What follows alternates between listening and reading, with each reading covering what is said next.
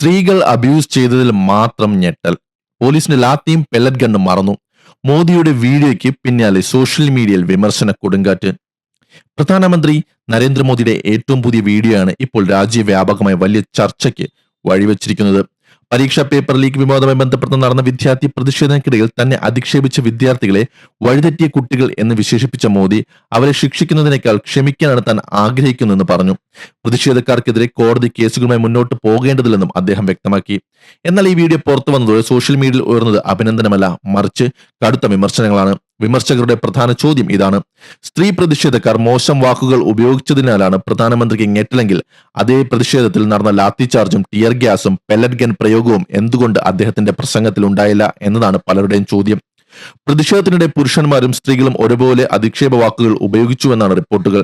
എന്നാൽ പ്രധാനമന്ത്രി തന്റെ വീഡിയോയിൽ പ്രത്യേകിച്ച് സ്ത്രീകളെ പരാമർശിച്ചാണ് ഡബിൾ സ്റ്റാൻഡേർഡ് ആണെന്ന വിമർശനം ഉയരാൻ കാരണം. സോഷ്യൽ മീഡിയയിൽ നിരവധി ആക്ടിവിസ്റ്റുകളും പത്രപ്രവർത്തകരും എഴുത്തുകാരും പ്രതികരിച്ചു. പ്രായപൂർത്തിയായ സ്ത്രീകൾക്ക് എന്ത് ഭാഷ ഉപയോഗിക്കണമെന്ന് സർക്കാർ പഠിപ്പിക്കേണ്ട കാര്യമില്ല. സ്ത്രീകളുടെ ഭാഷയെക്കുറിച്ചാണ് ആശങ്ക, പക്ഷേ പ്രതിഷേധത്തിന്റെ യഥാർത്ഥ കാരണത്തെക്കുറിച്ച് മൗനം എന്ന രീതിയിലുള്ള പ്രതികരണങ്ങളാണ് വ്യാപകമായി പ്രചരിക്കുന്നത്. ഇതിനിടെയാണ് മറ്റൊരു സംഭവം കൂടി വിവാദമായത്. പ്രധാനമന്ത്രിക്കെതിരെ അധിക്ഷേപ വാക്കുകൾ ഉപയോഗിച്ചെന്നാരോപിച്ച് ഒരു യുവതിക്കെതിരെ കേസ് രജിസ്റ്റർ ചെയ്തിരുന്നു.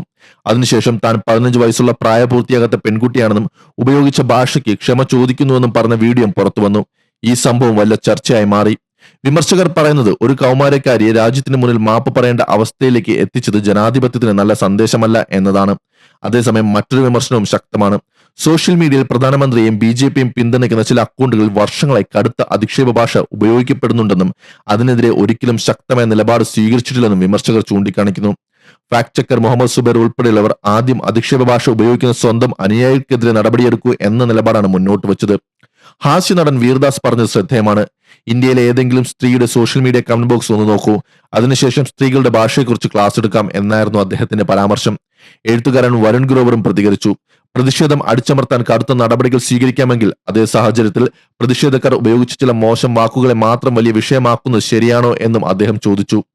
അതേസമയം പ്രധാനമന്ത്രി തന്റെ വീഡിയോയിൽ പറഞ്ഞത് വ്യക്തമാണ്: ഇവർ വഴിതെറ്റിയ കുട്ടികളാണ്, ശിക്ഷിക്കുന്നത് പ്രശ്നത്തിന് പരിഹാരമല്ല, സമൂഹവും അവരോട് ക്ഷമ കാണിക്കണം എന്നാണ് അദ്ദേഹത്തിന്റെ നിലപാട്.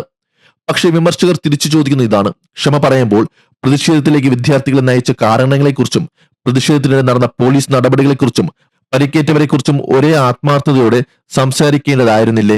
ഇപ്പോൾ ഈ വിവാദം ഒരു വീഡിയോയെക്കുറിച്ച് മാത്രമല്ല, പ്രതിഷേധത്തിൽ ഉപയോഗിച്ച ഭാഷയാണോ വലിയ വിഷയം, അതോ പ്രതിഷേധത്തിന് കാരണമായ സാഹചര്യങ്ങളാണോ? സ്ത്രീകളുടെ ഭാഷയെക്കുറിച്ച് മാത്രം സംസാരിക്കുന്നത് ശരിയാണോ, അല്ലെങ്കിൽ എല്ലാവർക്കും ഒരേ മാനദണ്ഡം ബാധകമാണോ? ഇപ്പോൾ ഇതാണ് രാജ്യത്തെ രാഷ്ട്രീയ ചർച്ചയുടെ കേന്ദ്രത്തിൽ നിൽക്കുന്ന ചോദ്യം.